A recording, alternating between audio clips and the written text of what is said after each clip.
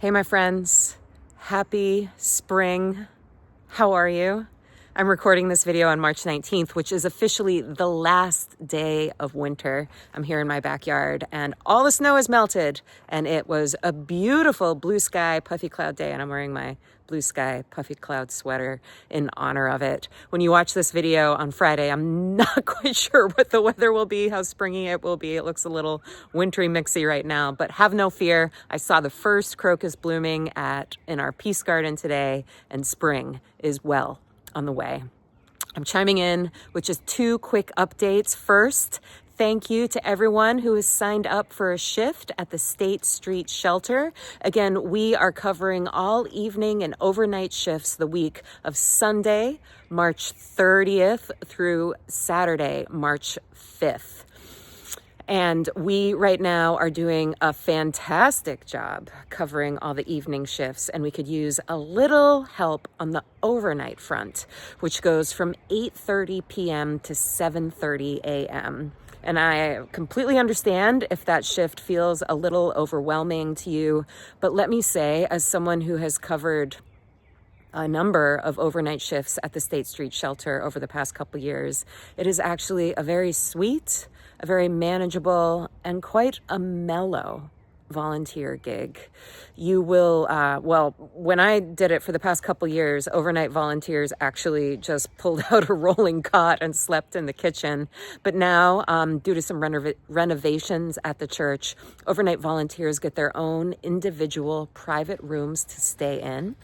All overnight volunteers will be there with another volunteer, so you will not be alone, and you have the contact information, the emergency contact information for a church member of State Street who is on call to help should you need extra assistance. I will say the most intense emergency I ever experienced at State Street was one of the kids got a bloody nose, and we needed to track down a whole lot of tissues.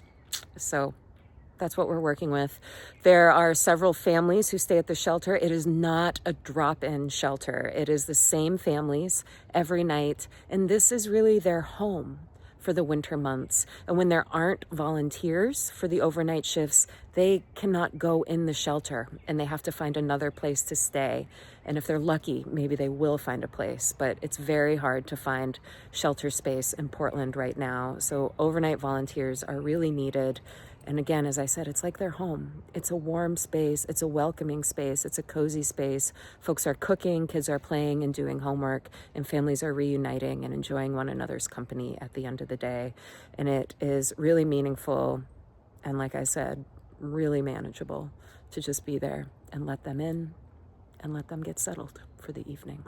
So sign up for an overnight shift if you think you can manage it. And if you're on the fence about it, have some questions or concerns, reach out to me. We can talk it through.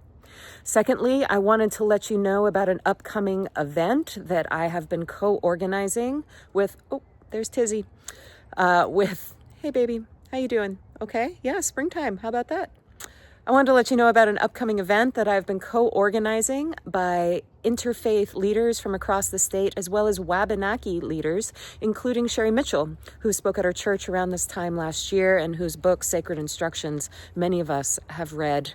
And this event is called The Journey of Peace and Friendship, and it will be a walk, a movement that will last a week, and it will begin on Earth Day, April 22nd at the Penobscot Boat Landing, which is up around Old Town in our state, and we will go about 80 miles south over the course of the next week and land at the State House in Augusta the following Tuesday, April 29th.